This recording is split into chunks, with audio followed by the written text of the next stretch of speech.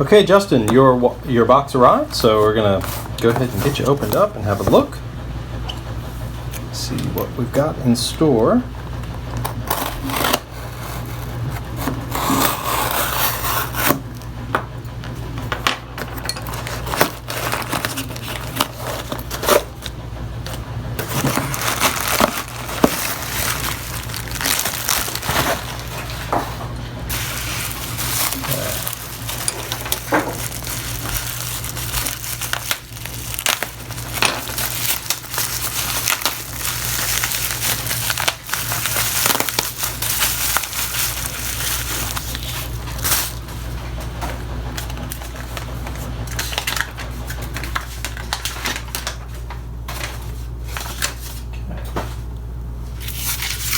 All right. I see a symmetric case diver. Yeah, there we go. Very cool. All right. Let's have a closer look. Okay, so.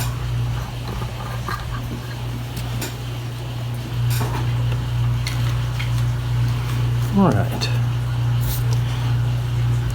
So this is the first generation 6105 from 1970.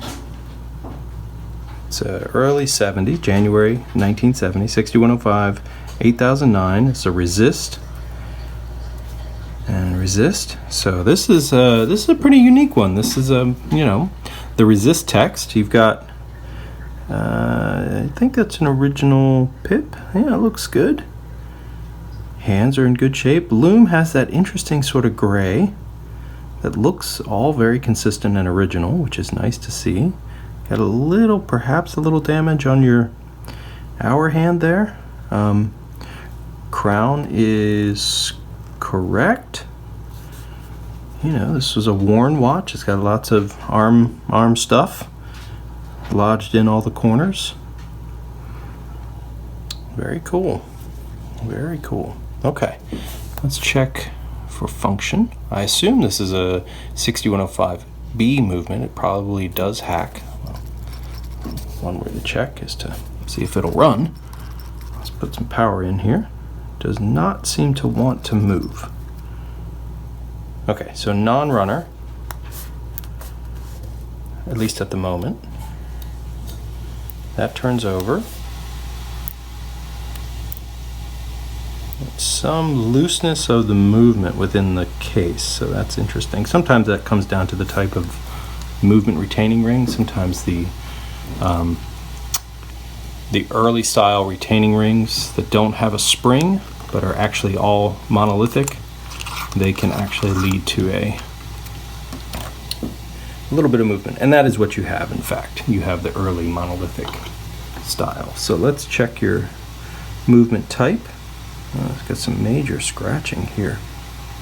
Ooh-wee. Okay, so this is a B. So it should hack, and your hacking lever's there. So it is a hacking movement. You got the chamfered edge. Hairspring doesn't look too bad, although it is not really wanting to go anywhere. Yeah, stops running. Okay, well, we're not going to force the issue. I'm sure there's lots of gunky old lubricant that's stopping things from working. Let me take a very close look at your die shock here. Yeah, everything's sort of gunked up. It's old lubrication. Well, there's one mark. Let's see. 2 marks, 3 marks. Yeah, quite a few. Somebody took care of this. 76, maybe? 73? Ha! 6573. Somebody serviced this watch. That was only a couple years after it was made. Interesting. So, definite some history in the back of the watch.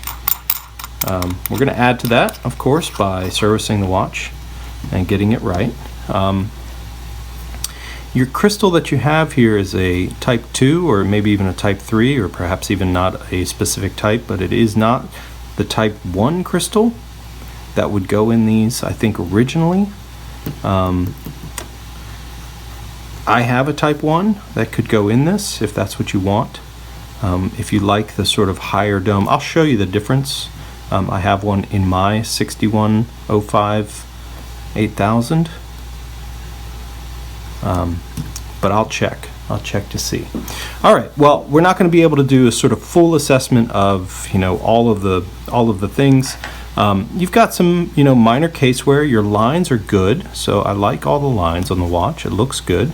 We'll get it all cleaned up. We'll get your bezel off and make sure that all the you know, arm cheese is cleaned out. We'll rebuild your crown and we'll do all the necessary things to get it back cosmetically to where you want it. Hands, dial, everything there, we leave it alone. I think it's just perfect the way it is. It's sort of got this grayed out style of lume. It's really a very, very nice watch. I think that with the insert the way it is and with the case the way it is, we leave it cosmetically alone. We get the movement back up and running, and we go from there.